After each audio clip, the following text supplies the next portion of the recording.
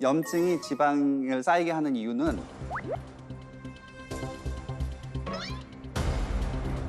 바로 저 인슐린 때문입니다.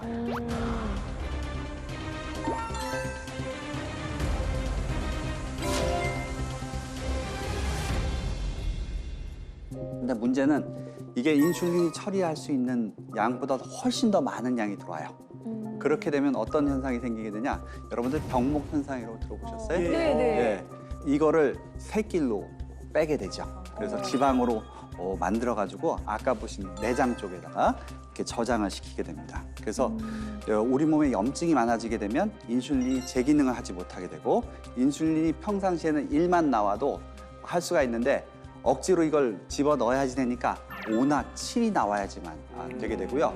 그 결과 너무너무 무리한 췌장에 있는 베타세포라는 인슐린 분비하는 세포는 결국은 죽어요. 이런 현상을 저희가 인슐린 저항성이라고 합니다. 근데 그 인슐린이 지방을 만들어내는 거니까 인슐린이 망가지면 지방도 못 만드는 거 아닌가요? 그런 것 같은데? 저렇게 인슐린 저항성이 생기면 오히려 지방만큼은 끝까지 만들려고 노력을 하게 됩니다. 왜 하필 지방? 책임감이 강하네. 네? 그 이유가 뭐냐면 우리 사람의 생존이란 관계가 있거든요. 사람이 살아가려고 하면 저장된 에너지가 있어야 됩니다. 언제 또 음식이 또 들어올지 모르거든요.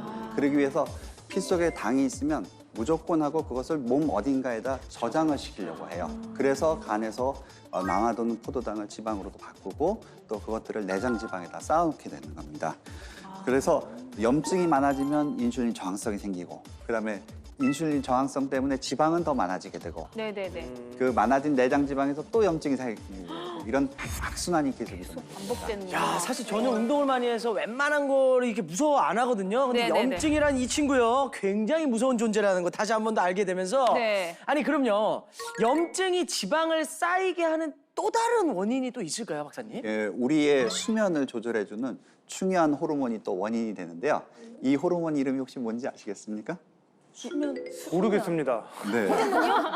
멜라토닌이라고 합니다. 멜라토닌! 아, 맞다.